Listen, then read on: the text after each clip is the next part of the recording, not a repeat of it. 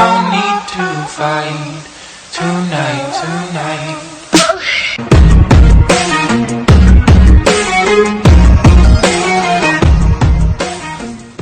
My name is NURNABILAH binti NORDIN and I'm from Diploma in Finance. My number matric is 052646. Today I'm going to present about Supermax Corporation Berhad and Nova Wellness Group Berhad, which are in the healthcare sector. Financial statement analysis for Supermax Corporation Berhad. Supermax Corporation Berhad is an established Malaysian-based investment holding company founded by Datuk Sri Stanley Tai and his wife Datin Sri Cheryl in 1987 and is headquartered in Sungai Buloh, Selangor. Supermax is primarily involved as a manufacturer, distributor and marketer of high-quality medical gloves. Supermax was listed on Bursa Malaysia main market on 4 August 2000. The company produces up to 24 million pieces of gloves per year, meeting approximately 12% of the world's demand for latex examination gloves. Supermax produces various types of natural rubber and natural latex gloves to over 165 countries such as the USA, European Union, Middle East, Asia and South Pacific. The company is also involved in trading of latex gloves. The brands owned by Supermax such as Supermax, Aurelia, Maxter are trusted and recognized by laboratories, hospitals, pharmacists, doctors and surgeons around the world. Firstly is quick ratio. From the table, we can see that the quick ratio is increasing from 0.68 times to 1.102 times. This shows that Supermax liquidity become more liquid from 2018 until 2020. However, in 2018 and 2019, the quick ratio is lower than 1. To improve quick ratio, Supermax should pay off the current bills and increase sales so that the cash on hand and account receivables increases. Based on the chart above, we can see that Supermax decided to finance its operations through debt rather than generate wholly owned funds as in 2020. The debt equity ratio is 106.66% compared to 2018 and 2019.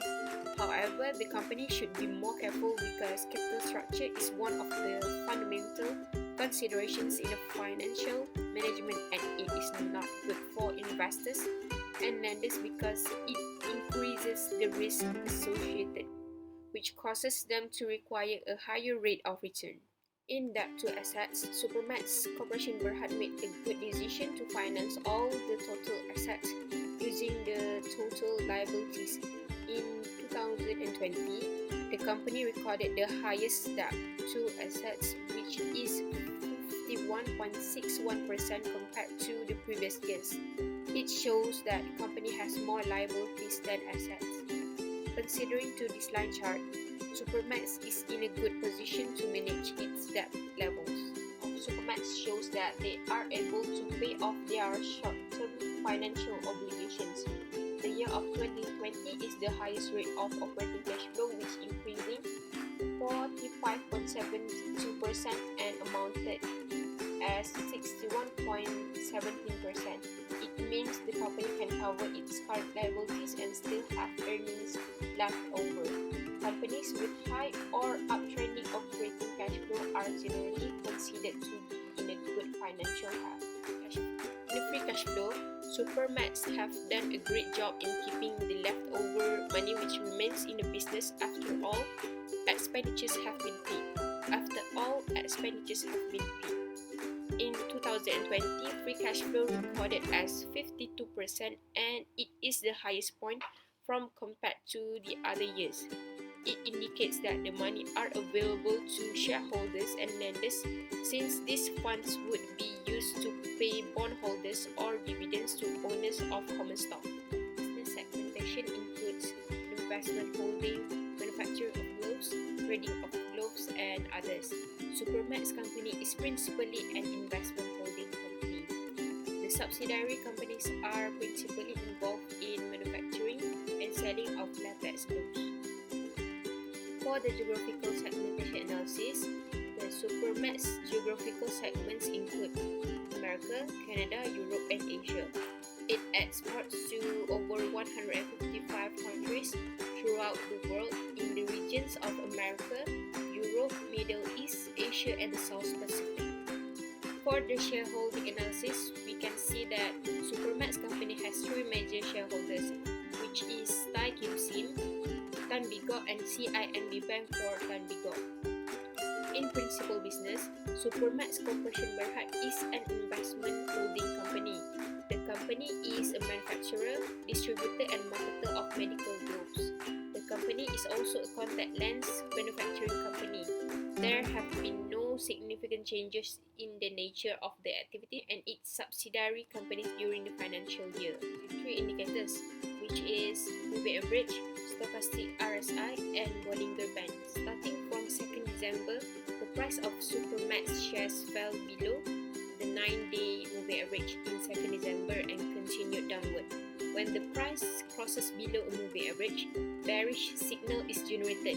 A move below the moving average, as shown in the chart above, suggests that the bears are in control of the price action and that the asset will likely move lower. This shows a signal for traders to sell at this price, as it indicates that the trend is shifting down. The declining in Supermax stocks caused by the news that Russia's claim to have discovered the world's first COVID-19 vaccine. In stochastic RSI indicator, Supermax spent most of its time at oversold readings from 2nd until 8 December, which is between 20 and 0, giving potential buy signals. Stochastic RSI became oversold at least 12 times in early December. It is desirable to buy stocks when they are oversold. However, in the 1st December, the moving average broke above 80 to turn momentum bullish. This was followed by a resistance breakout for the company on the 1st day of December. Following to this trend, 8 and 9 December shows Supermax within a downtrend and stochastic RSI registering overbought readings. You can see that Supermax, for the most part, the price action was touching the lower band. From the early December, the stock price fell from 9 ringgit level to its 15 December of around 6 ringgit and 76 cents. It is certainly buy signal, as the trend had been broken multiple times from 4th until 7th December and 14th December, showing its price gap. Price gap happened when price makes a big move since the last price and no trading in between. Additionally, at this day, the volume spikes. Increase on volume suggests that the traders to buy the stocks. For the calculation of beta, the value of Supermax beta is 0.119036244, which is lower than 1. A company with a beta that is lower than 1 is less volatile than the whole market. A low beta means a smaller chance for higher than expected returns. As an example, this company with a beta of 0.119, which would have returned only 11.9% of what the market returned in a given period. This also includes stable stocks which are less volatile than the market.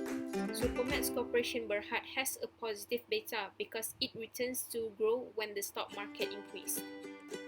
We can see that Supermax brands of products have since carved distinctive names synonymous to superior quality and continue to be the products of choice among consumers worldwide. A jump in demand due to the COVID-19 coronavirus outbreak has propelled shares of companies making protective gear, suddenly turning Malaysia into a hotspot for creating ultra-wealthy individuals within the sector.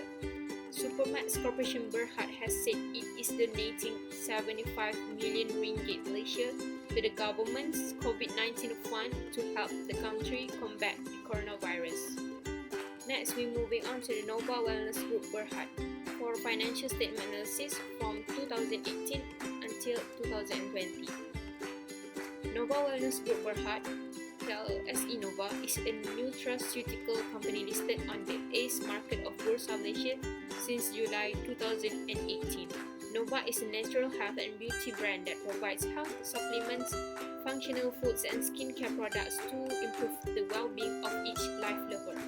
Established in 1989, Under house brand nutraceutical products, Nova offers dietary supplements and functional food. Nova has 5 house brands, and these include Nova, Active Max, Sustanex, Novavis, and SPA. The group has 88 products, of which 37 are certified halal by the Department of Islamic Development Malaysia, JAKIM. Nova Wellness liquidity positively increased from 2018 until 2020, which is from 1.99 times to 9.768 times. It shows that the company has enough current assets to cover its current liabilities. Next, in debt to equity ratio, Nova Wellness finances its operation through wholly owned funds rather than using debts. In 2020, Nova Wellness Company has the lowest debt to equity ratio from the previous years and amounted as 11.75%. Lower values of debt to equity ratio are favorable, indicating less risk because the company indicates lower amount of financing by debt. As for Nova Wellness Group Berhad shows that the company's total assets were financed by creditors are decreasing. Nova Wellness reduced the number of liabilities to make sure that they are able to pay the debt. From the table below, we know that the Nova Wellness is in a good position to manage its debt levels.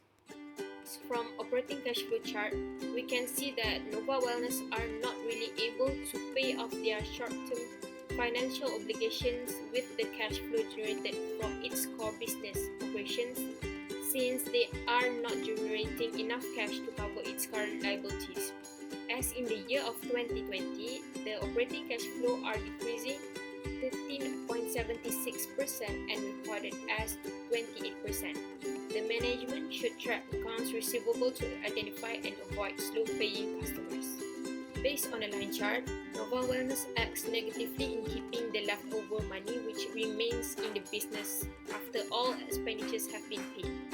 In 2020, free cash flow are at the lowest point, recorded as 7%. From this, we could say that the management should restructuring debt to lower interest rates and optimize repayment schedule. Having a low free cash flow could be a warning sign that management is not efficient at using the company's asset to generate revenue. For the business segmentation analysis, Nova Wellness Group Berhad is focused on the development, production, and sales of nutraceutical and skincare products under its house brand and original equipment manufacturer, OEM development. Under OEM services, the company manufactures 72 dietary supplement and 2 functional food. For the geographical segmentation analysis, Nova Wellness Group's products are available in some 490 outlets nationwide. For the shareholding analysis, we can see that there are 3 major shareholders of Nova Wellness Group Berhad, which is Tan Sok Moy, Pang Ye Lin, and Pang Yin Ang. For the principal business activities, Nova Wellness engage in development, production, and sales of nutraceutical products and skincare products and providing contract manufacture of nutraceutical products. Nova Wellness is in the nutraceuticals industry, and its principal activities are development, production, and sales of nutraceutical and skincare products under its house brand and OEM developments. For the investment analysis, I'm using Bollinger Band, Moving Average, and Stochastic RSI. The moving average for Nova Wellness, we can see that the shares fell below the 9-day moving average in 1st December and continued downward. When the price crosses below moving average, bearish signal is generated. A move below the moving average, as shown in the chart above, suggests that the bears are in control of the price action and that the asset will likely to move lower. Based on the chart above, the price is forecasted to start a new upward trend. The Nova Wellness Stochastic RSI spent most of its time at oversold readings, which is between 20 and 0, giving potential buy signals. Stochastic RSI became oversold at least 5 times in early December, and it is desirable to buy stocks when they are oversold. Nova Wellness has been experiencing a pronounced downtrend for days. During a downtrend, it is rare to see the RSI exceed 70 and the indicator frequently hits 30 or under. These guidelines can help determine trend strength and spot potential reversals. We can see that from the start of December, for the most of the part, the price action was touching the lower band. Stock price fell from 0.96 ringgit Malaysia level to its 15 December of around 0.885 Malaysian ringgit. When they continually touch the lower band, prices are thought to be oversold, triggering a buy signal for traders. If market movements get bigger, we could see the bigger swings, and the Bollinger Bands will widen in instance from 30th December until 3rd December. As the market volatility increases, the bands will widen from the middle moving average. Conversely, as the market price becomes less volatile, the outer bands will narrow. For the calculation of beta, we could see that the value of Nova Wellness beta is 0.06031464, which is lower than 1. A company with a beta that is lower than 1 is less volatile than the whole market. A lower beta means a small chance for higher than expected returns. As an example, this company with a beta of 0.06, which would have returned only 6% of what the market returned in a given period. This also includes stable stocks which are less volatile than the market. Nova Wellness Group Berhad has a positive beta because its returns tend to grow when the market has a positive beta because its returns tend to grow when the stock market increases. For the conclusion, over the years, the company has developed and produced a number of nutraceutical products under its house brands and for its OEM customers. The business direction took a turn in 1997 when they commenced a small-scale research and development on Phyllanthus neureri, a species of herb that has been traditionally used for the treatment of liver diseases. While Nova is mainly in the business of selling dietary supplements, food and skincare products, these products it is its hand sanitizer that is doing well. It is supplying to a number of government hospitals since the pandemic has Group begun. headquartered in Malaysia, with operating subsidiaries in Malaysia and Singapore, and office in Vietnam and Myanmar. Apex Healthcare have 4 types of subsidiaries, which is Zepa, Apex, Abio, and String. Okay, first acid test ratio. Okay, as we can see, acid test ratio increased from 2018 until 2020. 2020 is the highest record for the company. It shows the company capable to pay off its short-term obligation. The graph analysis increased because the company indicates a company's capacity to pay its current liabilities without needing to sell its inventory or get additional financings. 2018 record the lowest acid test ratio, which is 1.9669. This is because in 2018, the company recorded the least current asset between 2019 and 2020. Okay, next, debt to equity ratio. Debt to equity ratio decreased from 2018 until 2019 and rise again on 2020. 2019 are better compared to the other years because 2019 have the lowest percentage. A lower debt to equity ratio indicates a lower amount of financing.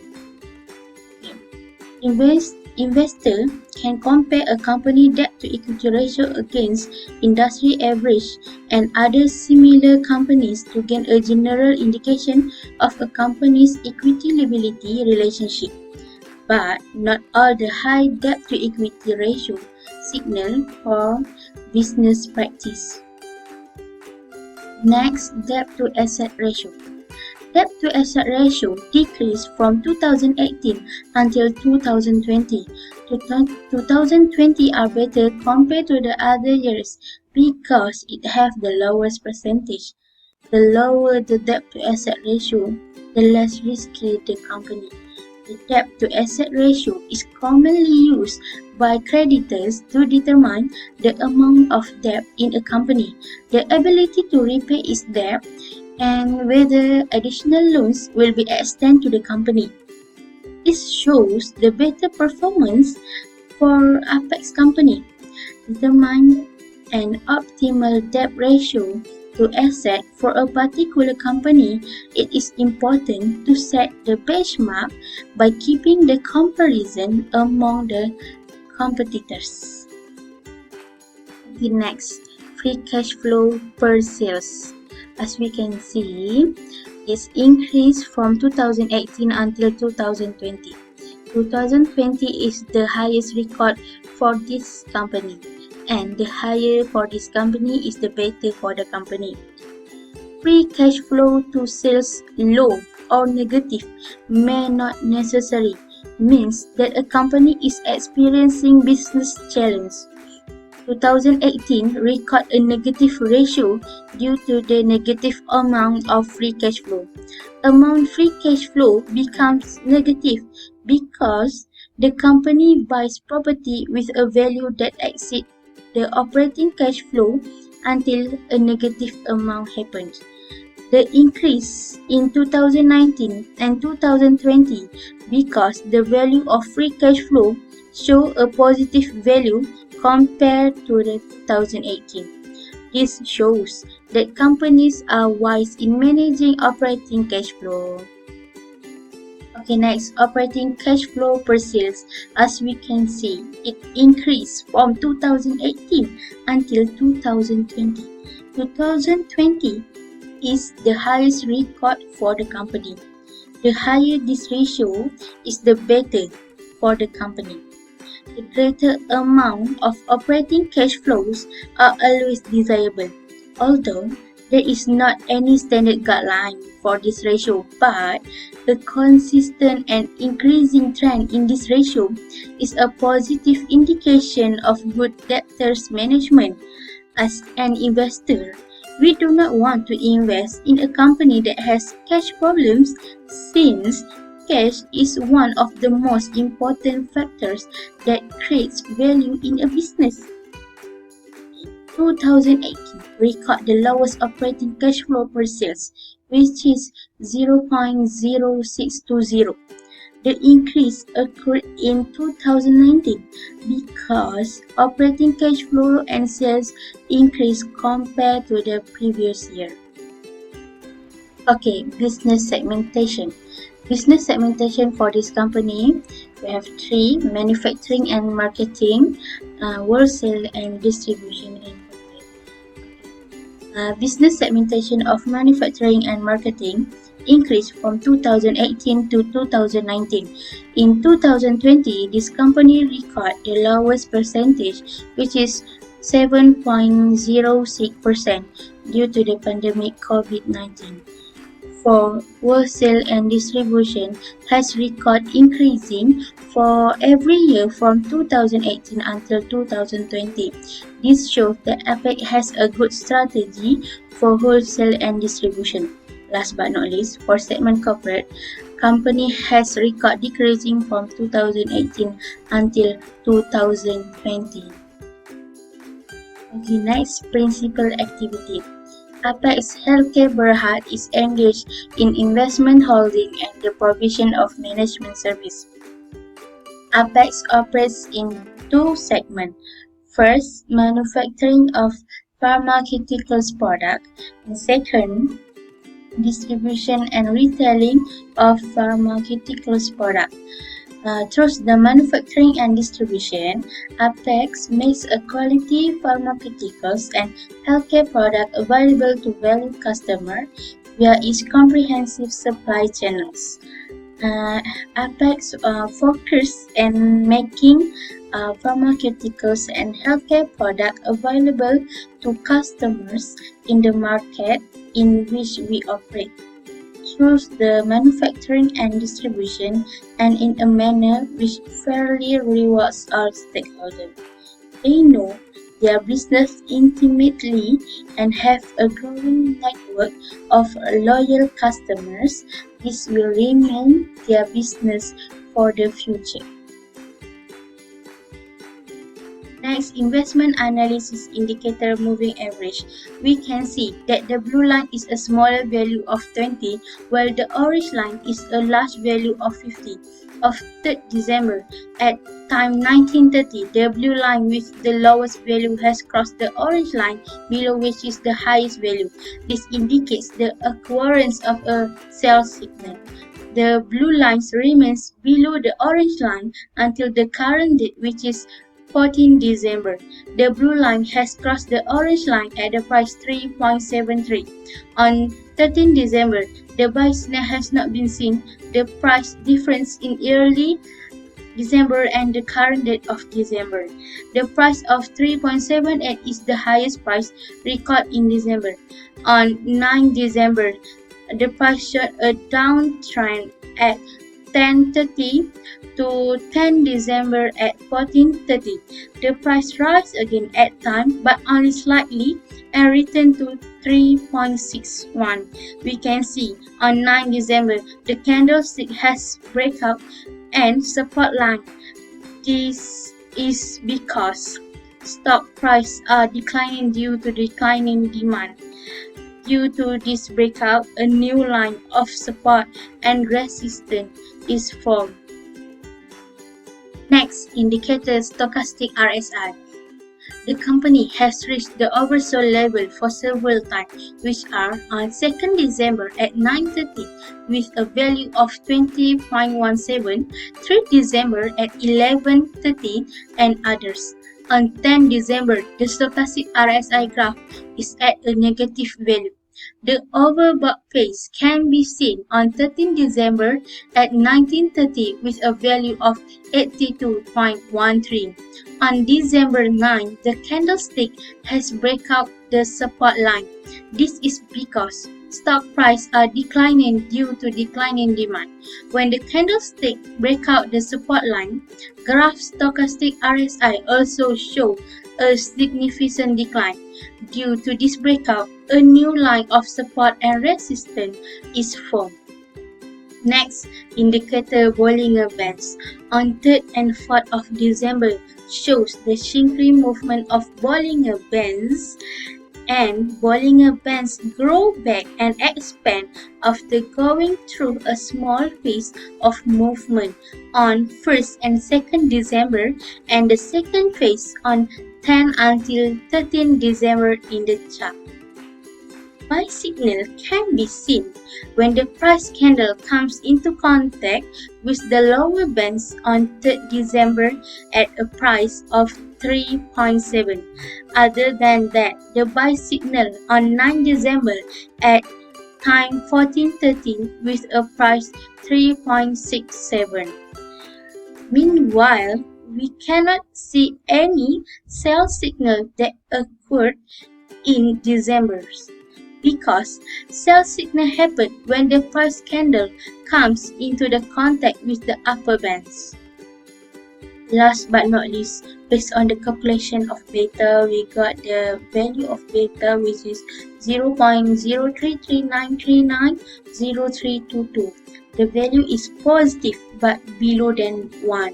A beta value then is less than 1 means that the security is theoretically less volatile than the market.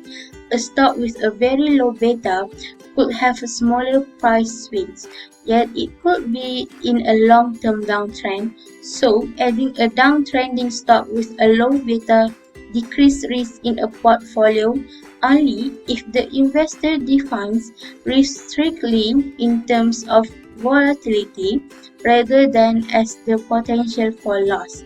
From the practical perspective, a low beta stock that's experiencing a downtrend is not likely to improve a portfolio's performance.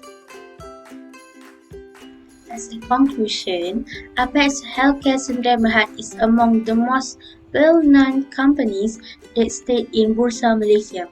The products they produce are often used by users. In addition, this company produces about healthcare products because health is important for everyone, especially nowadays the pandemic COVID-19 was around the world also.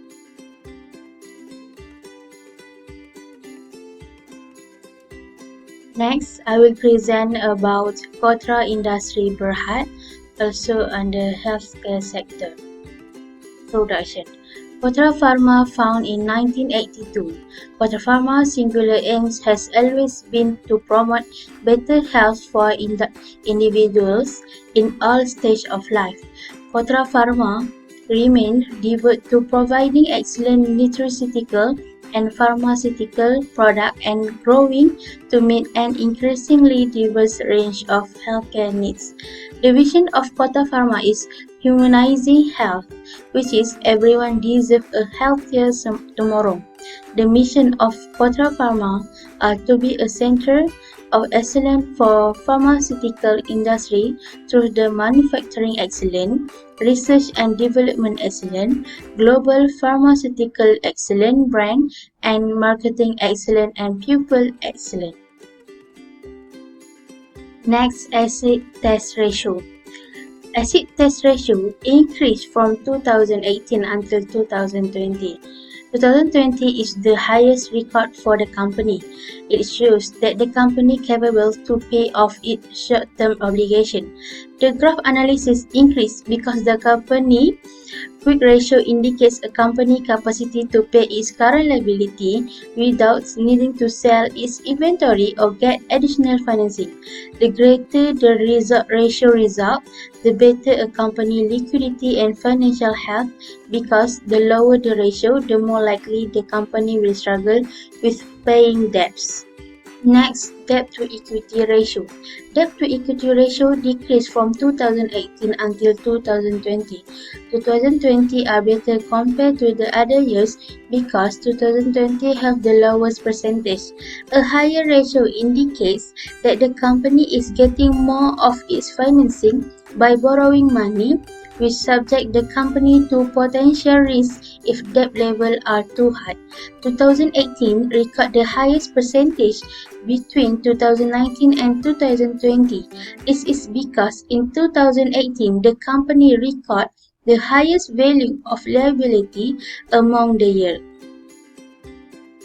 Next, debt to asset ratio. Debt to asset decreased from 2018 until 2020. 2020 are better compared to the other year because 2020 have the lower percentage.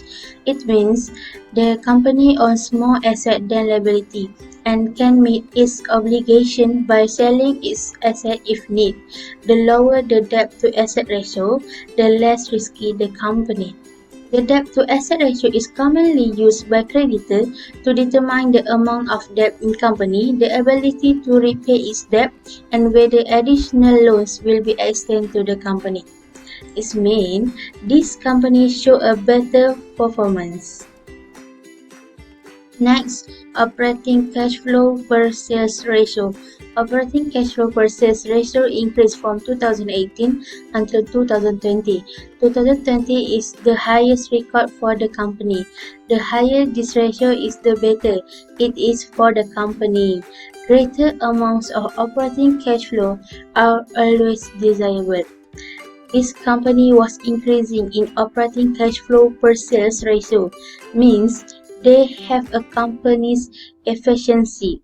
2018 recorded the lowest operating cash flow per sales ratio of 0.1999. The decrease occurred in 2019 as operating cash flow increased. However, the difference between 2018 and 2019 is not too much. In 2020, the value increased to 0.2906. Next, free cash flow per sales. Free cash flow per sales ratio decreased from 2018 until 2019 and increased from 2019 until 2020. 2020 is the highest record for the company. The higher this ratio is, the better it is for the company. 2018 record the free cash flow per sales ratio with a value of 0.141. The decline occurred in 2019 due to the decreasing in the value of free cash flow and sales. Amount free cash flow decreased because the company buys a property with a high value until there is a reduction in the amount. The increase occurred in 2020 because the value of free cash flow showed a higher value of free cash flow than the previous year. This shows that companies are wise in managing operating cash flow. Next, business segmentation for this company is segmentation of geographic, which is Malaysia, Asia, and Africa. We can see that business segmentation in Malaysia decreased from 2018 until 2020. As we know, in 2020 there is a crisis that hit the country, which is pandemic coronavirus. Export for Asia increased from 2018 until 2020. This shows that the company has a good strategy to produce more product abroad. Next, for Africa, showing an inconsistent increase due to the decline in 2020. Next, principal activity. The principal activity of Kotra's wholly owned subsidiary, KPM, is that of developing, manufacturing, and distributing pharmaceutical and healthcare products under the major brands named Apiton, Excel, Vexel, and Booster. The other subsidiaries company of Kotra, namely Apiton Healthcare and Big Link Reward, are represent dormant. Kotra does not have any associate company. Next, investment analysis indicator moving average. We can see that the blue line is a smaller value of 20, while the orange line is the larger value, which is 50. Based on the chart, we can see that for December 2020, there is no intersection between the blue line and the orange line. In fact, the line shows a very significant decline. At the beginning of December, we can see the line is higher than the current date, which is 15 December. For your information, the last crossing took place on 24 December at 19:30. The intersection showed a sell signal as the blue line crossed the orange line below. You can also see that the price for December is in a downtrend and does not show any sign of uptrend in price. On 7 December, the candlestick has break out the support line. This is because the stock price are declining due to declining demand. Next, indicators stochastic RSI. The company has reached the oversold level starting on 3 December 2020 at 11:30 with a value of 23.3 and still maintaining the oversold level until 4 December at 8:30. Then, the graph climbed up to the overbought level at 11:30 but only temporary as the graph dropped again. Meanwhile, the company returns to oversold level starting 10 December at 15:30 until December 14 at 15:30. At this point, also the price showed a downtrend. On 7 December, the candlestick has break out the support line. For this reason, we can also see that stochastic RSI graph shows being at the overbought level because it is at a low price. Next, indicator Bollinger Bands.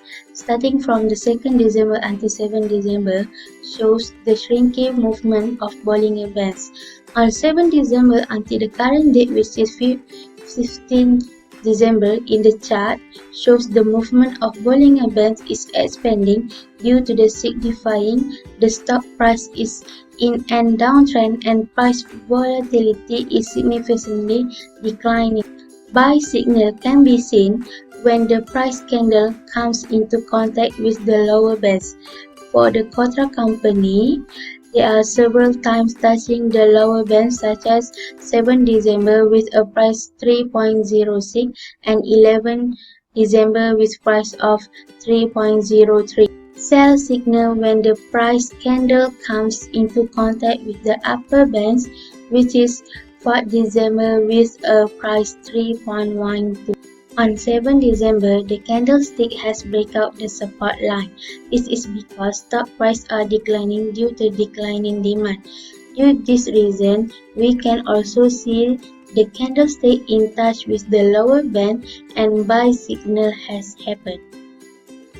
Last but not least, calculation of beta for this company is 0.0267072306. We can see that the value is positive but below than 1. A beta value that is less than 1 means that the security is theoretically less volatile than the market. Including this stock in portfolio make it less risky than the same portfolio without the stock. A low beta stock that's experiencing a downtrend is not likely to improve a portfolio's performance.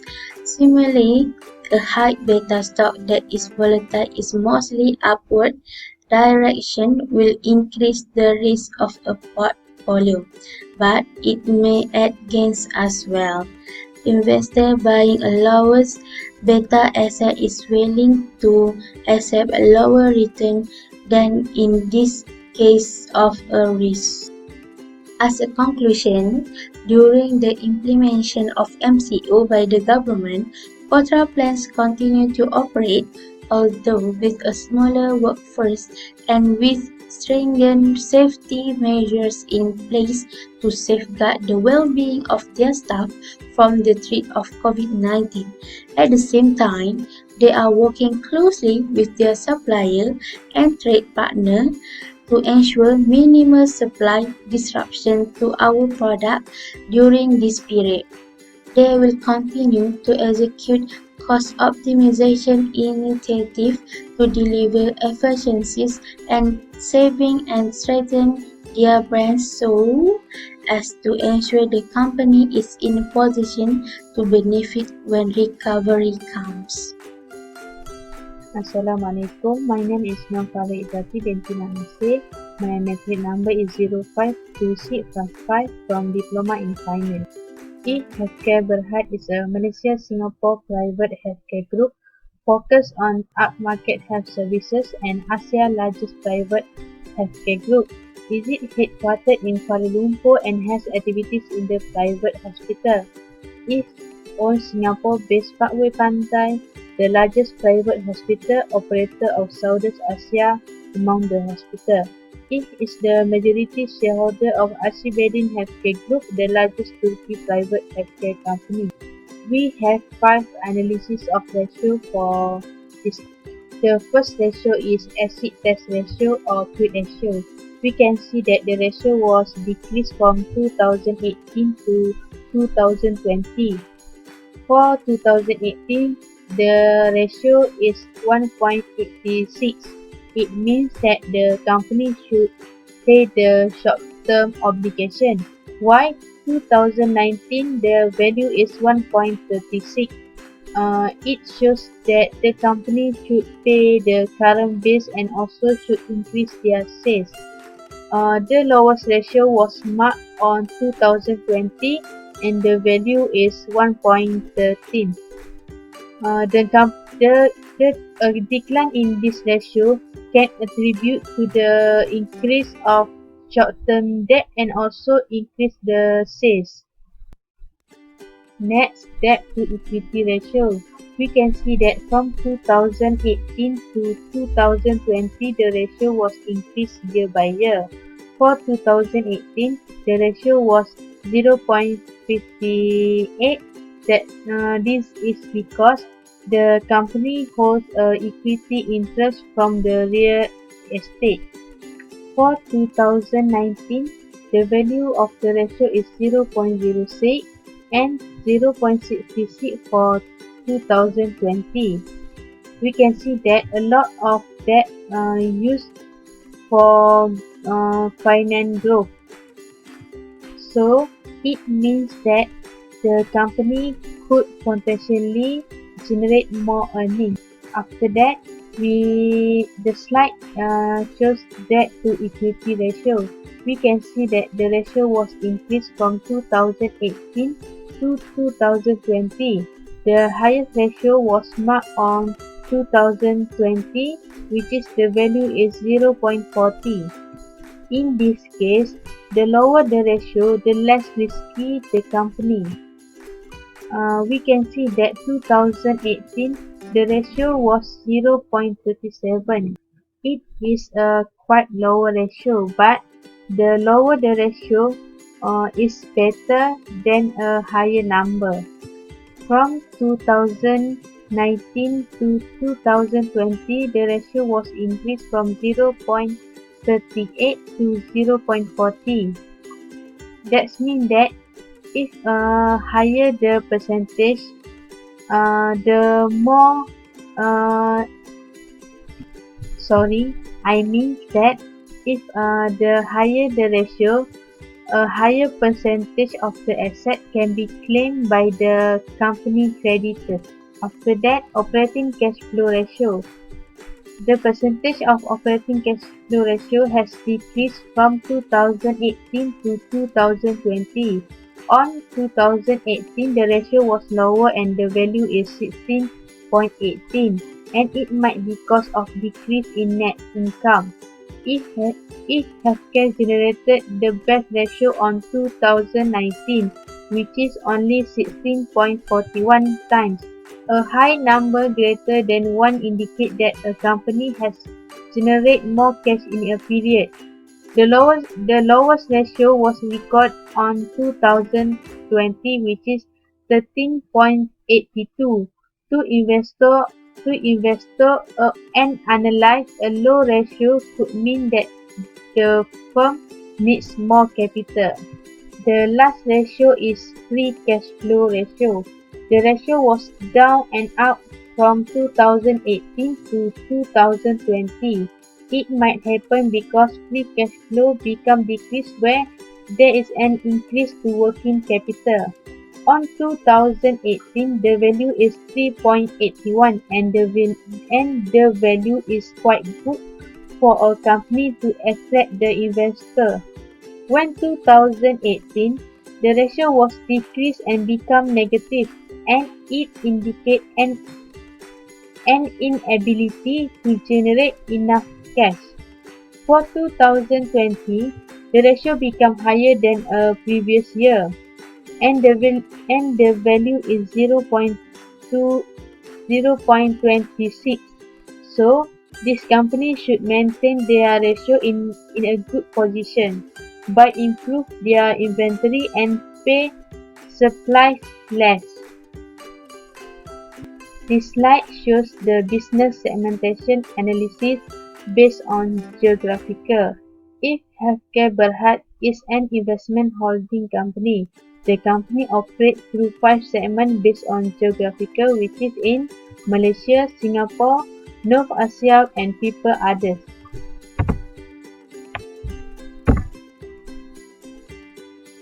This is the calculation of the business segmentation. This slide shows 3 major shareholders reported under segment substantial for 2018, 19, and 2020. And this slide shows the principal business activities. This is the principal activities from the Malaysia country, and the company involved is IMU Health Sdn Berhad, IMC Education, IMU Dialysis. The conclusion is the company is adapting to new normal and seeking new opportunity amidst this pandemic. Since the pandemic COVID-19 was hit the world, it gives a big impact to the company sector, such as healthcare sector, who remain an important sector during this pandemic happened. Because of this company plans to further consolidate its multi-country portfolio strategy to diversify its earnings based in cash flow generative markets such as Singapore and Malaysia, capture medium-term growth momentum from Turkey and long-term growth opportunity from India and Greater China. Next page is investment analysis. The first indicator that I use is stochastic RSI. Overbought is a term used when a security is believed to be trading at a level above its intrinsic or fair value. For example, in this case, on 7 December, the market was risen sharply. This daily chart also shows the oversold area, which is when market is one that has fallen sharply and expected to bounce higher.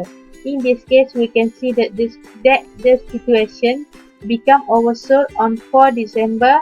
The uptrend level is 7 until 9 December, which is the chart peaks and through reaching new high as the trend progress. Next indicator is moving average. We can see that the chart with two simple moving average. The blue line is the longer and the orange line is the lower. In this case, by using a cross strategy, we can see for the two lines will cross each other as an entry for a short position. For example, the trend sloping downward since early December. When the price crosses below a moving average, bearish signal is generated. When the shorter term when the price crosses below a moving average, bearish signal is generated. When the shorter term MA crosses above the longer term moving average, it buy signal as it indicates that the trend is shifting up. It is known as a golden cross, but for this chart it's not occur.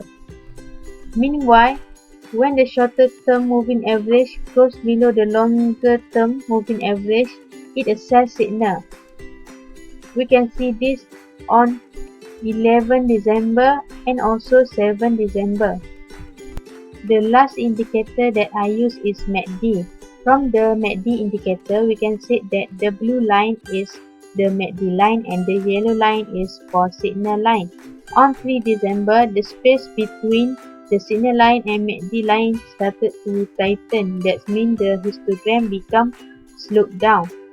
MACD indicator tells about strong momentum, which is in this daily chart. The strong momentum was detected on 7 until 10 December. The space between signal line and MACD line also wider and the histogram was sloped up. When the slope of the MACD histogram rises, the bulls are become stronger. After that, on 1 until 4 December, the strong momentum moved lower and the market is more likely to reverse, but the trader should not to be the shock the market. On 10 December, the MACD line was crossing the signal line, so this case means it has a short bias. Lastly, the high probability breakout trade was on 3 December. The histogram became flat compared to the previous month. The last slide is standard deviation and beta for each healthcare Berhad. The value of beta is positive value. A positive beta value indicates that stock generally move in the same direction with that one of the market and the vice versa. The beta of each healthcare more than 0 and less than 1. So that means a security return more in the same direction but in a lesser amount the market return. A company with a beta that's lower than 1 is less volatile than the whole market. From a practical perspective, a low beta stock that experiences a downtrend is not likely to improve a portfolio performance. Next, we go to YSP Southeast Asia Holdings. YSP Industries Sdn Berhad, the fully owned subsidiary of YSP Southeast Asia Berhad, was incorporated in 1987 and after 31 years we have developed into one of the leading pharmaceutical companies in Malaysia. YSP and its group of companies have now become multinational companies with various manufacturing facilities and an extensive marketing network around the world. Their aim is to continue developing new health food and veterinary products for fulfilling the medicinal needs of human race. The professional team of YSPI consisted of experienced and dedicated team of R&D to continuously improve and develop quality pharmaceutical products including tablets, capsules, powders and creams. We have 5 analyses of ratio for this company. The first one is acid test ratio or quit ratio. The ratio for YSP was increased from 2018 to 2019. The value is 3.20 and 3.22. This company were able to pay its obligation where they had 3.20 ringgit Malaysia to recover debt of 1 ringgit Malaysia. But the ratio was dropped from 2019 to 2020, which is the value is 3.22 to 2.24. The liquidity of paying of the debt also decreasing. A low ratio is generally a more risky position since this company do not have adequate current assets without inventory to cover near-term debt. Next is debt to equity ratio. The ratio was increased year by year. It means that a company has been aggressive in financing its growth with a debt. For 2018, the value of the ratio is 0.28 and it increased to 0.29 for 2019 and also increased for 2020 and the value is 0.34. Change in long-term debt and assets tend to have the greatest impact on debt to equity ratio because they tend to be larger account compared to short-term debt and short-term assets.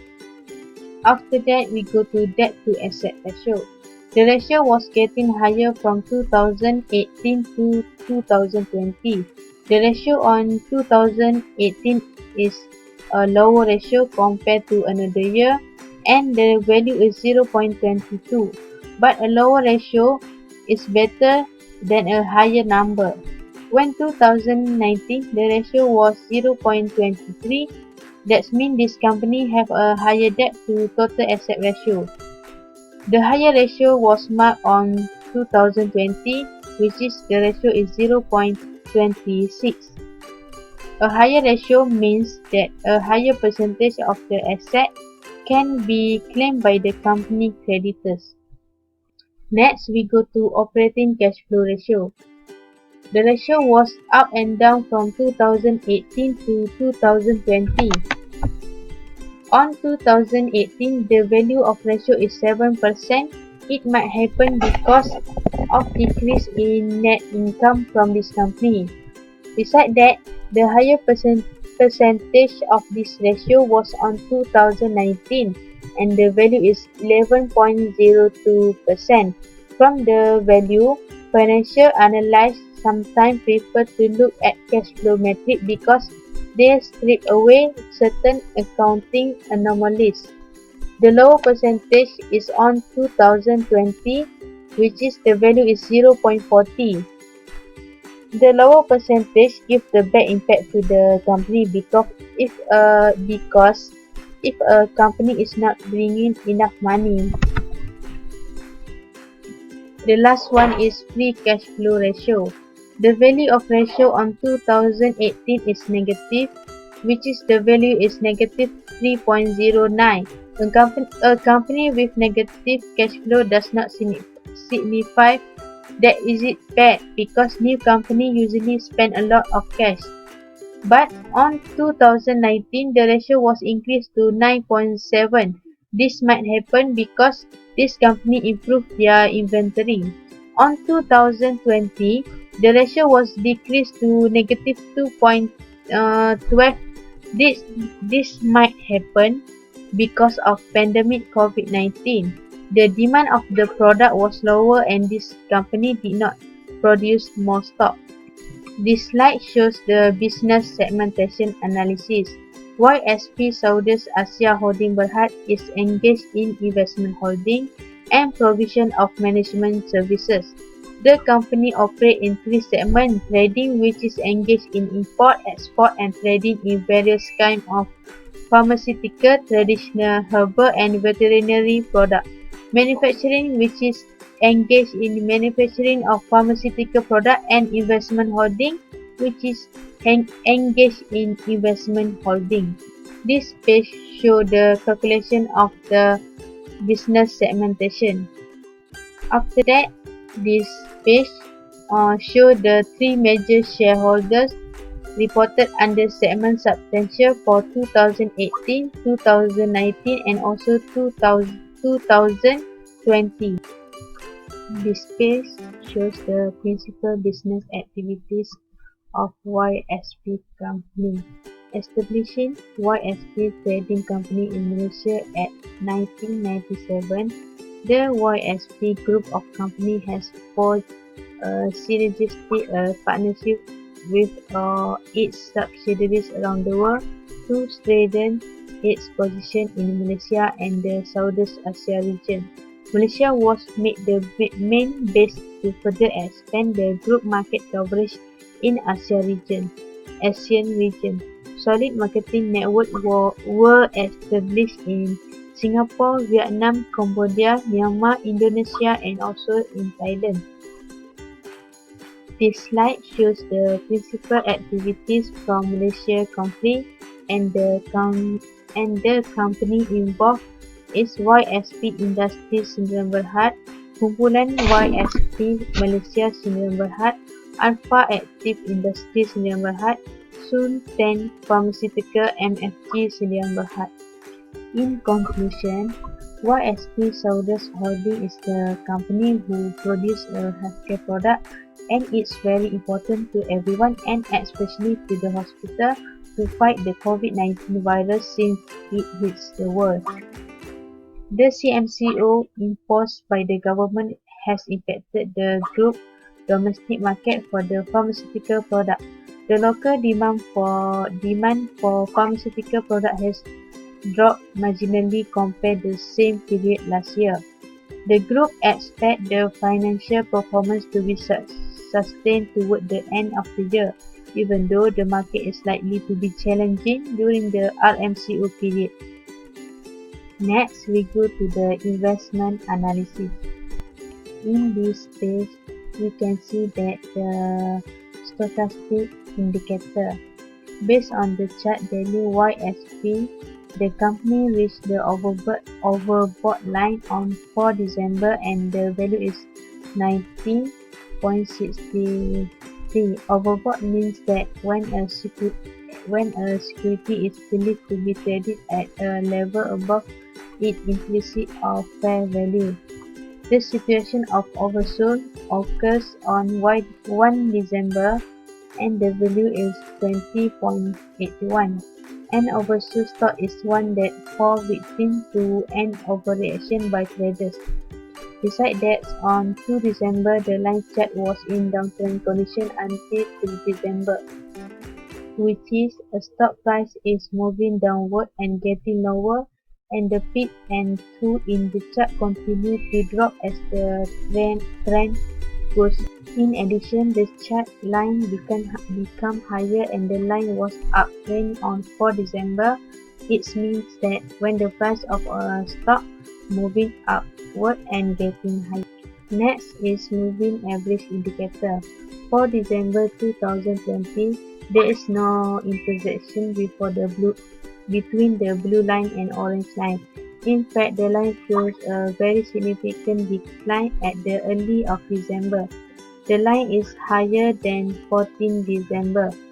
For information, the last closing took place at 14 December. The intersection shows a sell signal when the shorter term moving average closes below the longer term moving average. So it's a sell signal as it indicates that the trend is shifting down. Besides that, from December, the line was considered as good, but to December 2020, the chart was considered as downtrend because the line was going down. It might happen because the price of an asset moved lower over a period of time. The last indicator is MACD. Based on the daily chart of YST above, we can see that there are signal lines for yellow color and blue color for MACD line. In addition, we can get the value of the histogram by subtract the MACD line with signal line. On 3 December until 9 December, we can see that the space between the signal line and MACD line is wider. It also means that the histogram started to slope up. But on 10 December, the space between the two lines become tightened, which means that the histogram also sloped down. Next, on 1 until 2 December, the strong momentum moved lower and the market is more likely to reverse. On 3 December, the MACD line was crossed the signal line, so this case means it have a short bias. The last page shows the standard deviation and beta for YST Southeast Asia Holding. The value of YST beta is positive, which means that it's positive value. That it also less than 1. So the beta value that is less than 1 means that the security is theoretically less volatile than the market. The risk for the company if they have a low beta is the expected return on that investment will be less than the risk-free rate and the nominal return on gold less than average annually than the risk-free rate. However, that makes complete sense if this company think of it as buying insurance. So, this company must pay for the insurance by settling for a very low return. Assalamualaikum warahmatullahi wabarakatuh. My name is NURDINIE binti RIZAL. I'm from Diploma in Finance. My matric number is 052611. So today I would like to present about Aventar Berhad. Aventar Berhad is a Malaysian holding company. It was founded in 2004. Aventar initially invested in the glove making business. The group that acquired LECTURER'S and Lucina, which led them into the healthcare businesses. Their business also include distribution and third-party logistics for other healthcare companies. Okay, next we go through the financial statement analysis for Aventar Berhad. The first is asset quick test ratio. The quick ratio is an indicator of a company's short-term liquidity position and measure company's ability to meet its short-term obligation, which is most liquid assets. In year 2018, the quick ratio of a company is 0.9 times. It indicated that the company is fully occupied, which has enough asset to be instantly liquidated to pay off its current liabilities. For 2019, asset quick ratio increased to 2.06. The chances for the company to pay their liabilities is higher. During 2020, asset quick ratio is looked down, which is 1.06 times, but it's still high because it's more than 1. Companies still be able to pay liabilities even though it decreases. Next is debt to equity ratio. Debt to equity ratio measure company debts relative to the value of net assets. It is most often used to gauge the extent the company which is taking on debt as mean of level against its assets. Based on the chart, we can see the debt to equity ratio from 2018 is 0.87, for 2019 is 0.64, for 2020 is 0.43. Based on the chart also, we can see from 2018 to 2020 the chart is decreasing. A lower ratio indicates that the company getting lower from its financing borrowing. That means the company are safe to invest. The next is debt to asset ratio. Debt to asset ratio commonly used by creditors to determine the amount of debt in a company. The ability to repay debt management loans will be extended to the company. Based on the chart, we can see for 2018, debt to asset ratio is 0.47. For 2019 is 0.35. For 2020 is down for 0.3. On the graph, we can see from 2018 to 2020, debt ratio is looked down.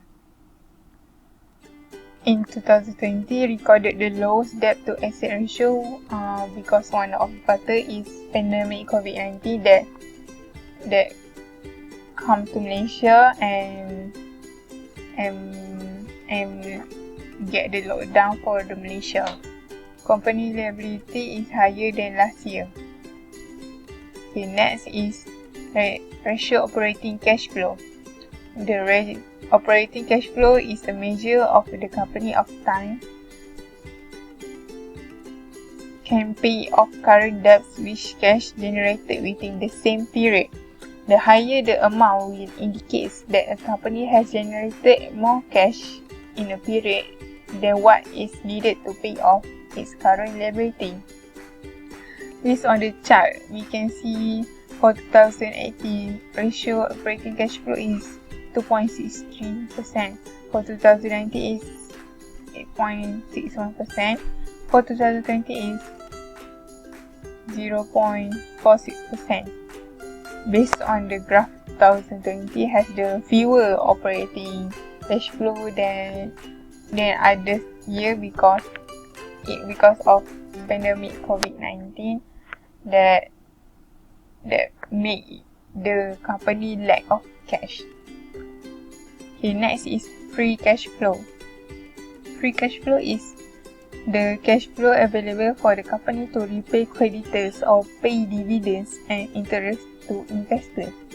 It shows whether a company generates enough positive cash flow to run its businesses and grow its operation. Based on the chart, we can see for 2018 is 0.18.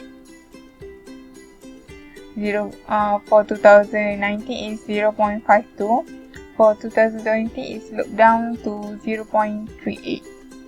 Okay, the reason why for 2020 is looked down because of lockdown and people cannot pay using cash for account receivable. Okay, next is business segmentation analysis. So this is the table of business segmentation for Aventa for the 3 years. Aventa Berhad is an investment company and the company is a manufacturer, distributor and marketer of healthcare business. The company also specialized manufacturer company. The company segment include healthcare business, warehouse provider and sterilization provider and corporate. The business involves the supply of healthcare and related product service to the hospital, healthcare and centers. Okay, next is shareholder analysis. Based on this table, this is the top 3 shareholder analysis for Aventa Berhad for the 3 years for 2018, for 2019, for 2020. Okay, next is principal business activity. This is the principal business activity that Aventa Berhad conduct. Okay, next, conclusion. Conclusion for Aventa Berhad is the group achieved revenue of 14.4 3.9 million and loss before tax of 5.2 million in quarter 2020.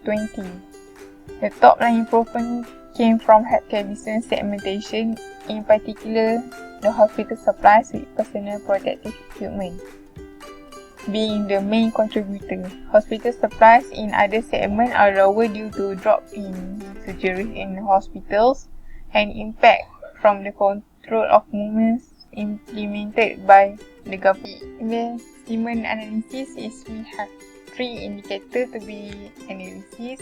Okay, so we move to the first indicator is moving average indicator.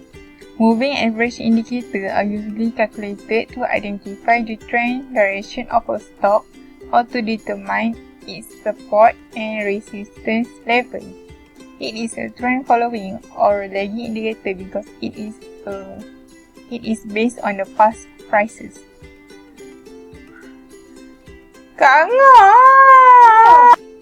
Okay, the first indicator is moving average indicator. Moving average indicators are usually calculated to identify the trend direction of a stock or to determine its support and resistance levels. It is a trend following or lagging indicator because it is based on past prices. Based on the chart, we can see that the resistance is moving downward. So it is not the time to sell the share. The support is moving uptrend. That means it's the time to buy the share. The trend is downtrend. That means we not prefer to buy the share at this time, but we can see that the price is getting higher. Based on the chart, we can choose the type of investor we want. For example, of the type of investor is short-term, mid-term or long-term. In addition, based on the candlestick, the chart, we can see the difference in early December and the current rate. The first support on December was 8 December at price of 160 cents. The second support was at 15 December at price 164 cents. That means the support is increased from the past days.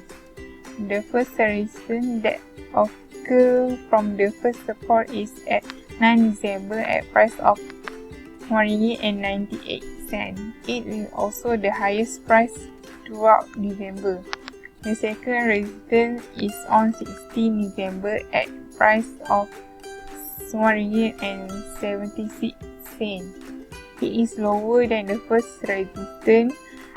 The company might have problem to increase their resistance. Okay, next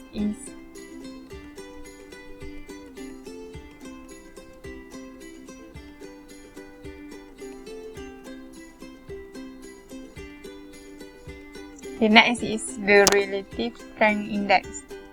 The relative strength index is a momentum indicator used in technical analysis that measures the magnitude of recent prices change to evaluate overbought or oversold conditions in the price of a stock or other asset. Based on the chart right now, the price is at 30. That means we have to hold our share. We cannot sell it or buy it. We have to buy the share below 30. The best time to sell when the price above 70. From that, we will make profit. RSI is a good indicator. We can know when to buy and when to sell it. It is very useful for investors. Throughout this December, the highest price for the RSI indicator is at 72. Investors will sell their share because the best time to sell their share when RSI indicator reach 70 and above. But some of the investors will not sell it because they believe the price will go higher than that. The lowest price for RSI indicator is at 40. This is not low. The investor will not buy the share because the rate is above the rate is below 30. Okay, next is moving average divergence indicator. The short form is MACD. Moving average converse divergence is a trend following momentum indicator that shows the relationship between two moving average of a security's price. Traders may buy the security when the MACD crosses above its signal line and sell or short the security when the MACD crosses below the signal line. For example, on day 9 and day 16, the blue and yellow line is crossing over each other. That means the price is at the lowest point. The investor will buy share during this period of time. As you can see on the chart, on December, there is no day for investors to sell there. There is no crossing over between the two lines above the chart. The histogram is used to measure momentum in the market. We can see from 1st December, the signal line and the MACD line become tightened. That means the histogram also becomes slooped down. Moreover, MACD indicator tell about strong momentum which is in daily chart. On 7 until 15 December, the signal line and MACD line is wider than before. It also affects on histogram. The histogram slides to slope up when the slope of the MACD histogram rises. The bulbs become stronger. On 16 December, the momentum becomes lower than the day before. The next is the table of the calculation of the standard deviation and beta calculation for a renta berhad. This is the table.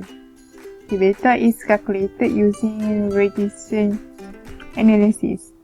A beta of 1 indicates that the securities price tends to move with the market.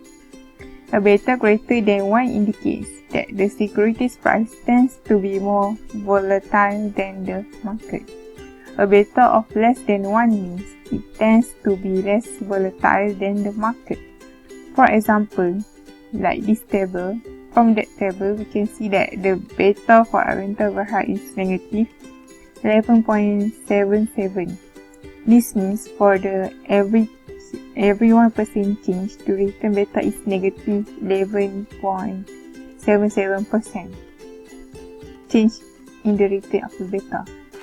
A renta berhad has a negative beta, so its returns tend to decreasing when the stock market decreases. Companies are less volatile than the market, have a beta less than 1 but more than 0. Many utility of a renta berhad fall in this range. Okay, next is Kosan berhad. Kosan berhad established in 1979. Kosan is one of the largest manufacturers of latex disposal gloves in the world with an annual production capacity of 28 billion pieces and the largest technical rubber product manufacturer in Malaysia. Kosan manufactures and offers a wide range of products including highly technical inbuilt engineered rubber products and used in automotive infrastructure, marine, aviation, rail and mining industries through its technical rubber product division and latex disposal glove through its glove division. Okay, next is financial statement analysis for Kosan berhad. Okay, first is quick asset test ratio. The quick ratio is an indicator of a company's short-term liquidity position and measure a company's ability to meet its short-term obligation with its most liquidity assets. During 2018, the company made 1.31 times on asset quick ratio. It is quite high. If the company able to make more than one, That means the company will be able to pay their liabilities. During 2019, asset quick ratio is decreasing to 0.94. One of the factors might be increasing in liabilities and they not gain much profit. Moreover, for year 2020, they dramatically recover from 2019. The next is debt to equity ratio. Debt to equity ratio measures a company debt relative to the value of its net assets. It is most often used to gauge the extent to which company is taking on debt as mean of leverage assets. Based on the table, we can see for 2018 is 0.6, for 2019 is increased to 2006. But for 2018 it decreased to 0.63. For 2020, the debt to equity ratio is decreasing, so it is a good news the company managed to decrease their debt to equity ratio from the past year.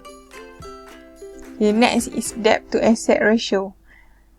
A company's debt to asset ratio is one of the groups of debt or leverage ratio that is included in financial ratio analysis.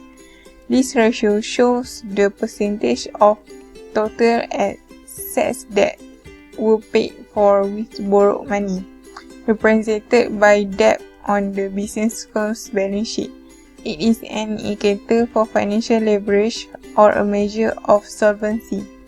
Based on the chart, we can see that on 2019, the debt asset ratio increased from 2018. It increased. For 2020, it maintained from 2019 which is 0.39. The debt to equity ratio shows a company debt as a percentage of its shareholders' equity. The increasing in leverage adds additional risk to the company and increased expenses due to their higher interest costs and debts.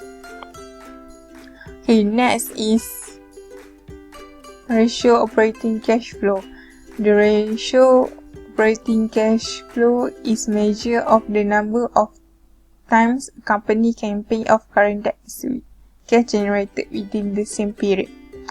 For 2018, we can see the ratio operating cash flow is 8.9%. For 2019 is 12.37%.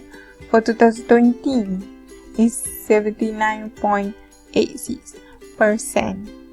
It is the highest percent that from the others past 2 years ratio operating cash flow. Okay, after that, free cash flow. Free cash flow is the cash that a company generates from its normal business operations after subtracting any money spent on the capital expenditures.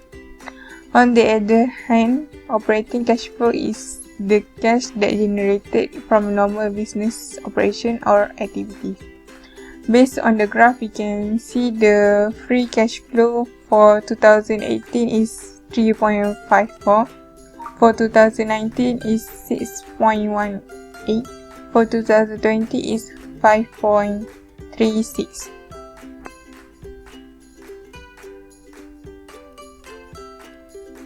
Cost and earning cash from financing activities such as proceeds from other borrowings. Okay, next is business segmentation analysis. Based on this table, this is the business segmentation analysis for Kosan for the year 2018, 2019, 2020. The group has 4 reportable segments described below, which are the group's strategic business units. The strategic business unit offer different products and services managed separately because they require different technology and marketing strategies. For each of the strategic business unit, the group managing director reviews internal management reports on a monthly basis. The following summary describes the operation in each of the group's reportable segments.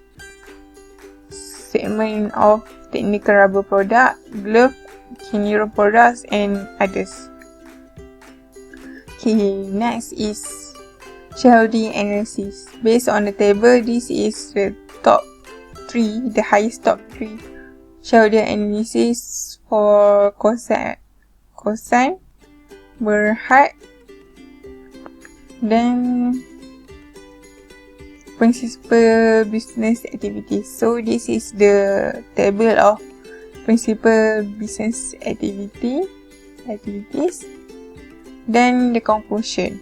In the glove division, demands continue to fall at its supply. The increase in average selling price has started to be reflected in the current quarter, and the group expects further significant upward price adjustment on quarter basis in the fourth quarter of financial year 2020.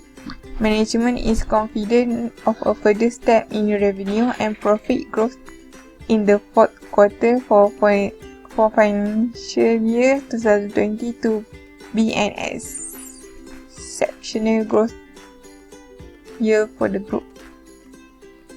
Okay, next we move on to investment analysis of. Okay, the first indicator is moving average indicator. Moving average are usually calculated to identify the trend in direction of a stock or to determine its support and resistance level. It is a trend following or lagging indicator because it is based on the past prices. Based on the chart we study from 1st December to 18 December, the price is moving downwards. For the day 7, the price is at RM6. The highest price for December is at RM6.30, which means it's the time to sell. The lowest price occurred at 15 December at price RM4.65. That means it's the time to buy the share. On the 17th December, the price is slightly increased. The company is starting to recover from early at this December. The moving average is a popular indicator used in securities trading. There are 3 types of time period. The first type is short term, then mid term, and lastly long term. There are a few types of moving average, which is simple moving average, means to filter out noise and random price fluctuation.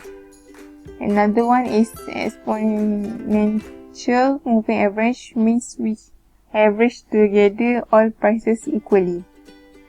Next is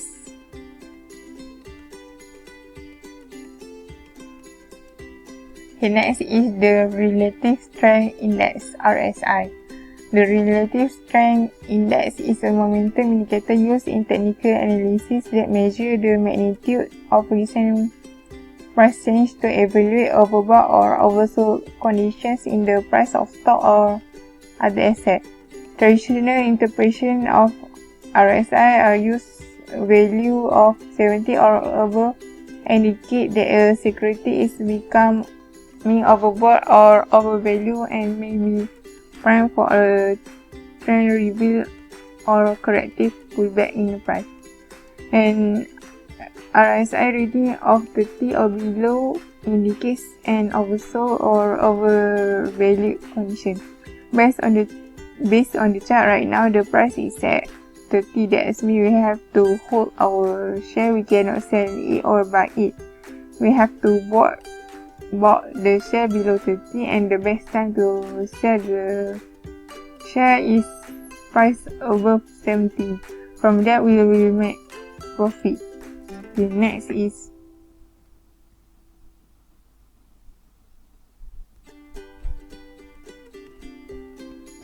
moving average converse split divergence, MACD.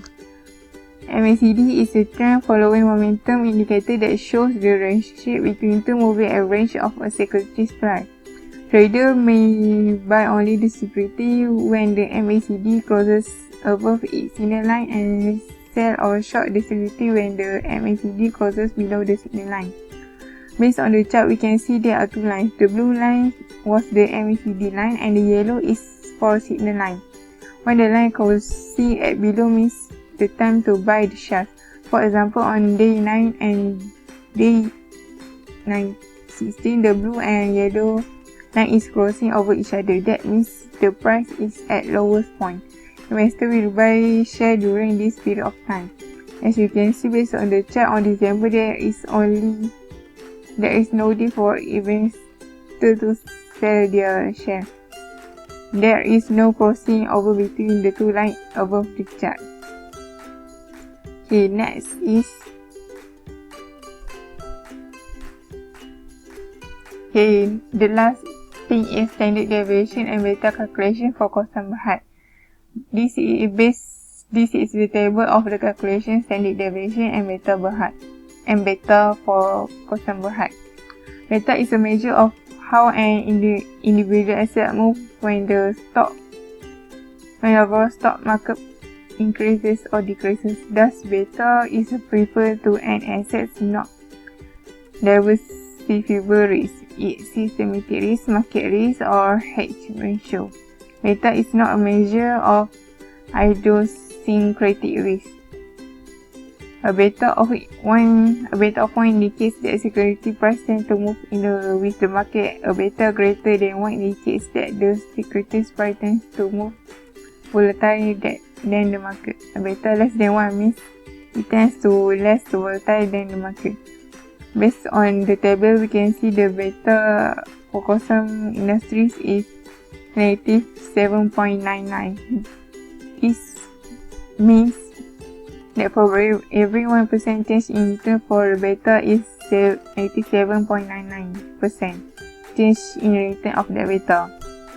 Cosine rubber unilateral has negative beta, so it resumes to decreasing when the stock market decreases. Companies are less volatile than the market, have a beta less than 1 but more than 0.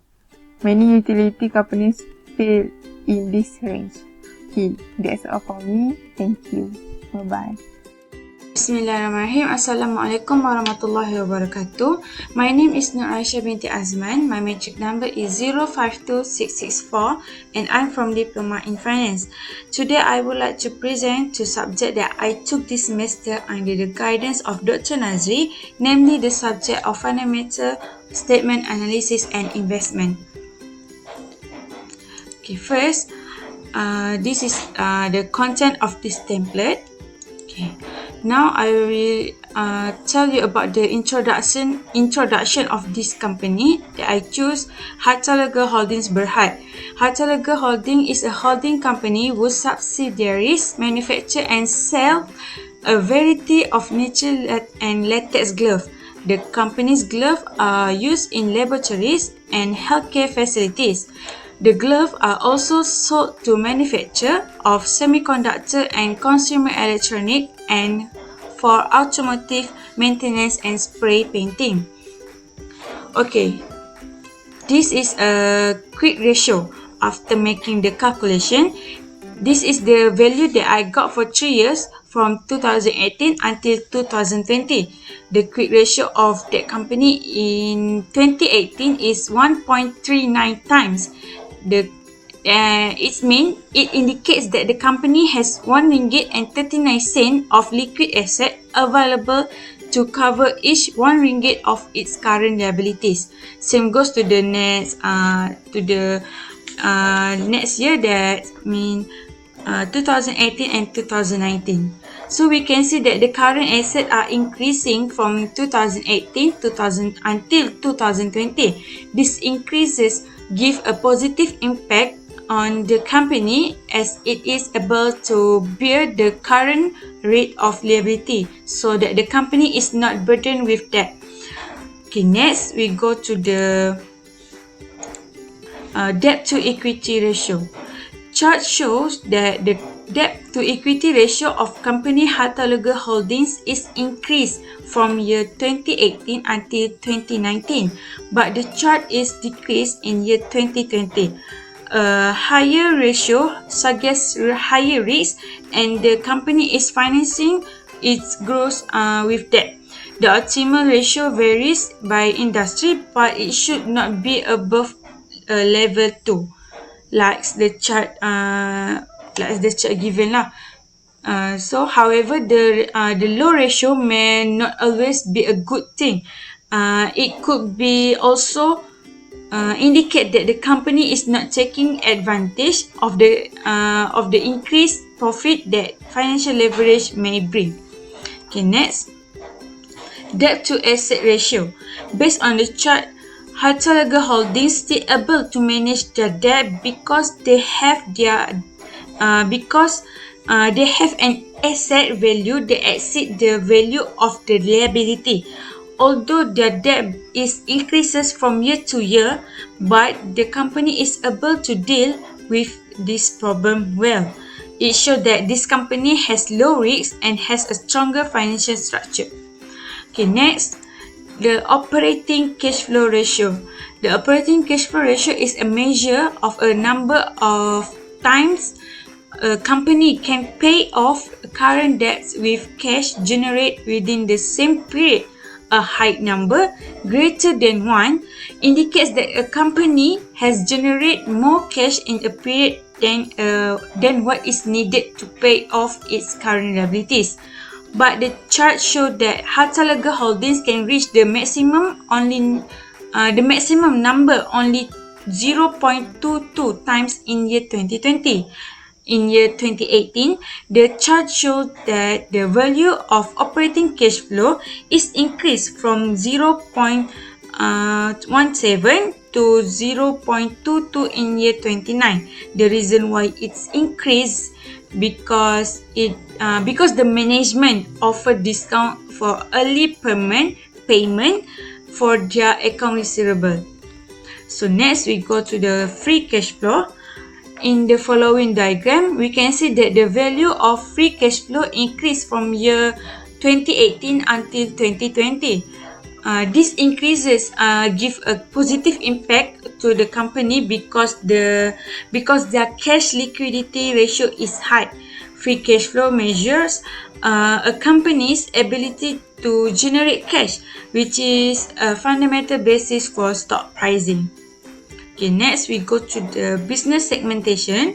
The company organized itself into 9 segments based on geography, that are North America, Europe, Asia, exclude Malaysia, Australia, Malaysia, South America, Middle East, Russia, and others.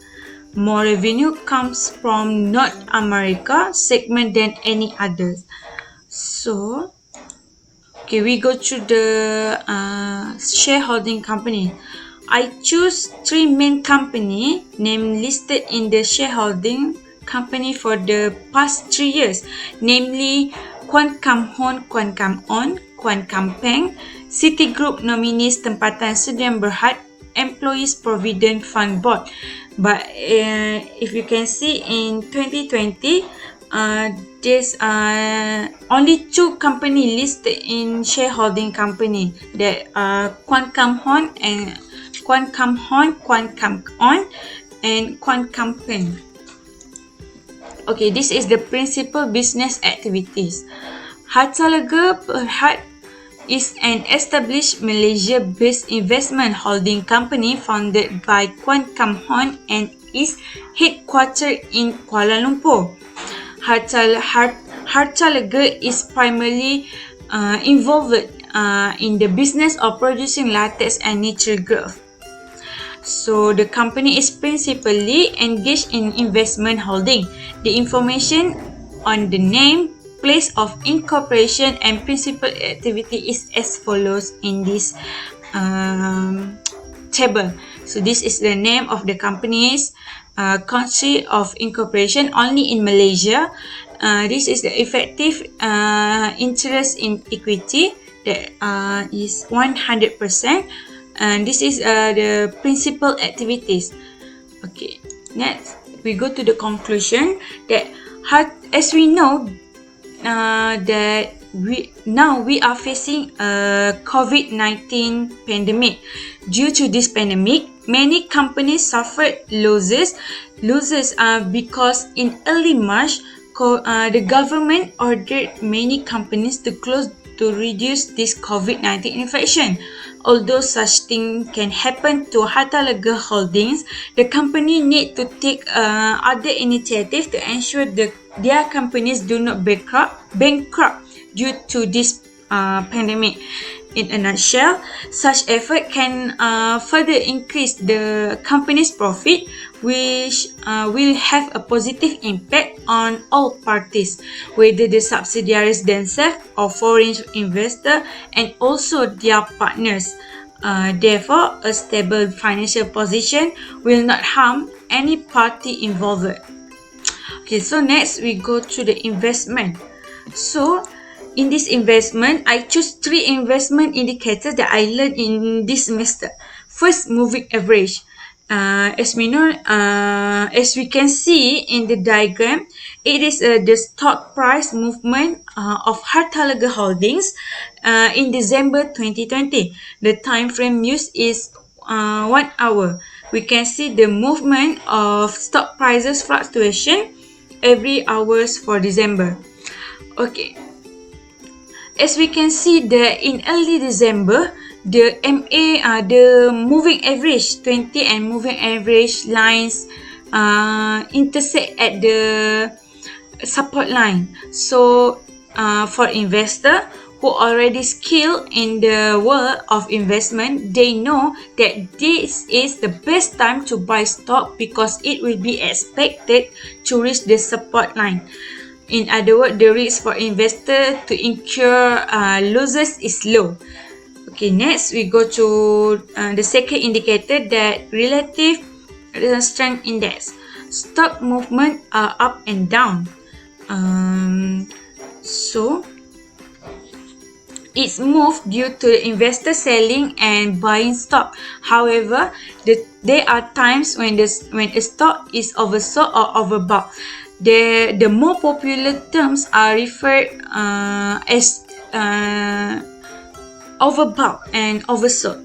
When a stock is oversold, trader will have the opportunity to buy the stock at a cheap price.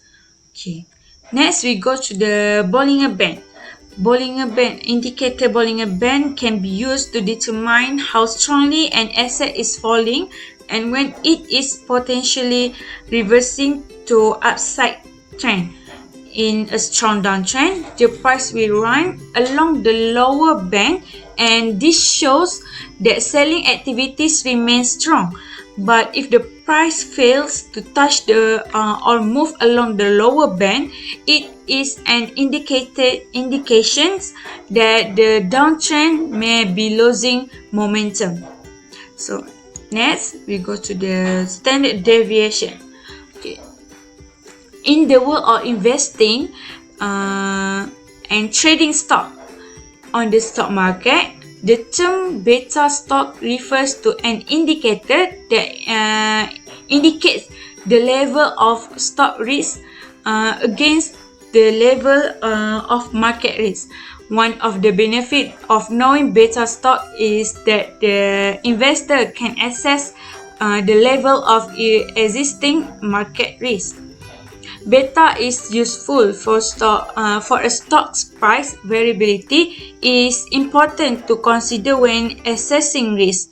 If traders think about risk as the possibility of a stock losing its value, beta has appeal as a proxy for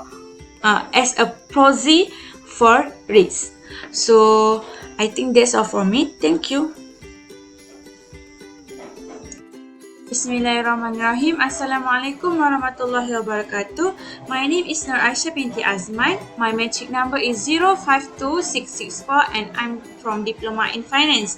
Today I would like to present two subjects that I took this semester under the guidance of Dr. NAZRI, namely the subject of Fundamental Statement Analysis and Investment. Okay, this is the template, the content of this template. Okay.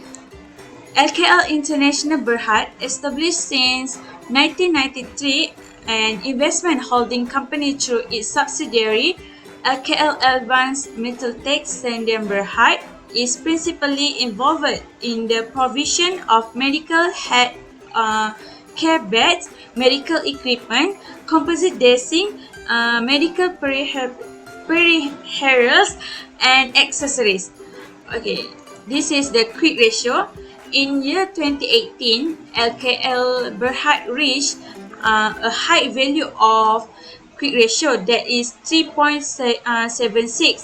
It shows that the company are able to meet its short-term obligation with its most liquid assets. But in starting year 2019 until 2020, the value of quick ratio decreased. Even though the value decreases, it does not adversely affect the company because it still exceeds 1. If the value of the quick ratio is less than 1, it indicates that the company is not able to bear the company's liability. It also could harm the company. Investor will not invest in the company due to the unstable company finances. Okay, next we go through the debt to equity ratio. The increasing in leverage adds additional risks to the company and increased expenses due to their higher interest costs and debt. Based on the chart above, value of the debt to equity ratio of LKL Berhad increased from 2019 until 2020. As we can see that the value of this ratio is still low. That means less than 1. This is because if the value of the ratio exceeds the figure of 1, it indicates that the company has a high risk in bearing liability. Therefore, the company's momentum must be maintained because it is important to attract investors to invest in the company while making the company financial position always stable. Okay, next we go to the debt to asset ratio. From the chart above, LKL Berhad increased their value of the debt ratio from year 2018 until 2020, but still the value didn't reach 1. A ratio greater than 1 shows that a considerable portion of the asset is funded by debt, or in other words, the company has more liabilities than assets. A high ratio also indicates that the company may be putting itself at a risk of defaulting on its loan if interest rates were to rise suddenly. So it's good for LKL Berhad to keep their value below 1 to make sure the company manage in healthy financial. This is the operating cash flow. A higher level of cash flow indicates a better ability to withstand declines in operating performance as well as a better ability to pay dividends to investors. LKL Berhad is facing problems in operating cash flow in 2018 and 2020. The negative operating cash flow indicates that the company may have problem decrease in net income. But in 2019, the graph shows an increase in the amount of operating cash flow, where the company can reach a value of 0.23 times, which is the greater or the higher ratio than 2018 and 2020. So next, we go to the free cash flow. The highest value of free cash flow in the chart above is 0.02 in year 2019. Both 2018 and 2020, the value reached negative. It is mean that the company having a problem with their cash flow statement. The company may facing problem in increasing to working capital, which is the money a company set aside to pay for its short-term operating expenses. Working capital is the money that the business needs to work.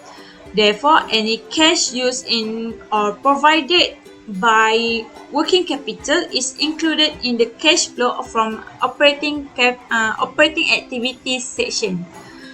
So next we go to the business segmentation. Okay. LKL International Berhad is an investment holding company. The company is a manufacturer, distributor, and involved in the provision of medical or healthcare beds, medical equipment, composite dressing, medical peripherals, and accessories. Okay. As you can see, this is the geographical segment include Africa, Asia, Europe, Malaysia, Middle East, and Central America. Okay, this is the name of shareholdings company.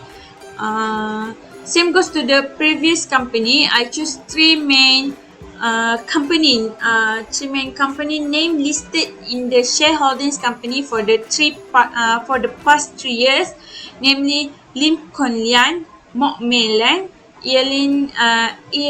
Elaine, Lim Sin Yi. So we go to the principal business activities. Okay. LKL principally engaged in the provision of medical and healthcare beds, peripherals, and accessories, and is one largest local healthcare product manufacturer in Malaysia.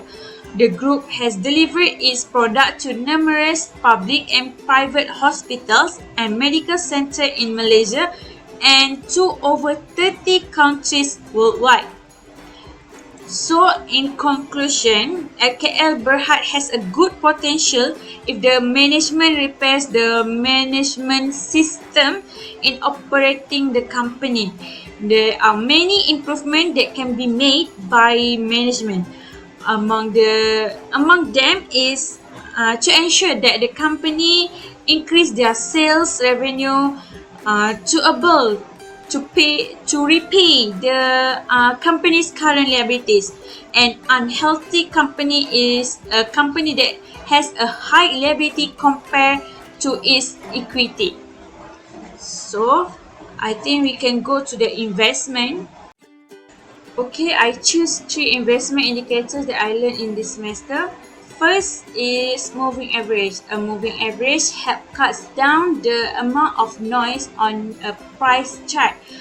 A moving average can also act like as a support or resistance. In an uptrend, the time frame moving average may act as a support level, as shown as in a figure above. This is because the average acts like a floor that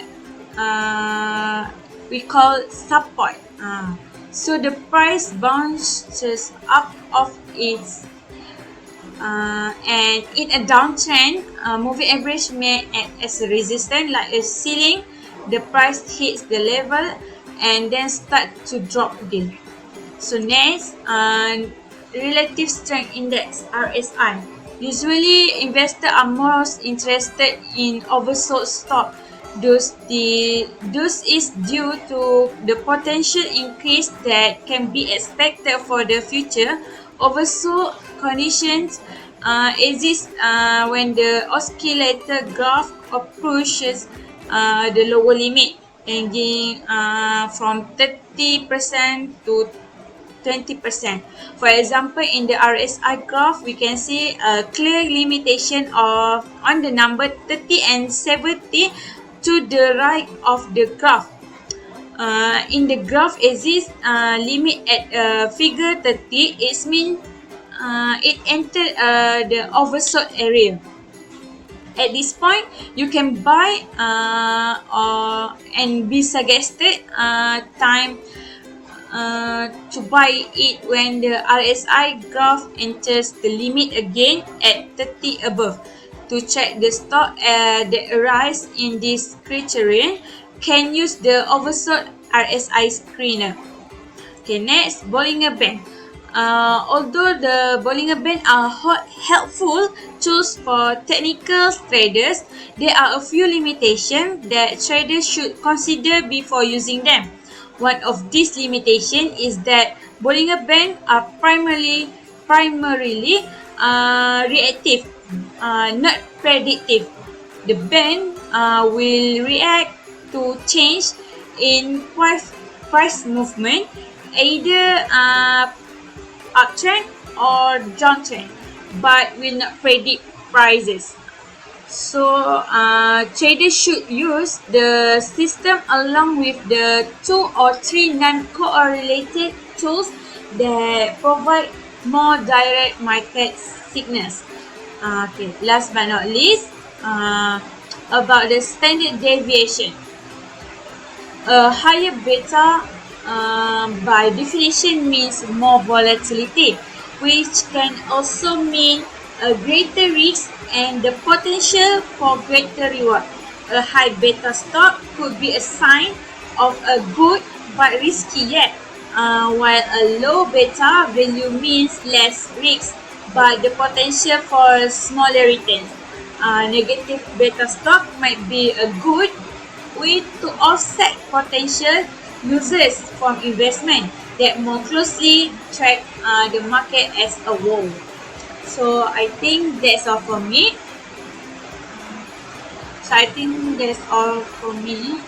Thank you.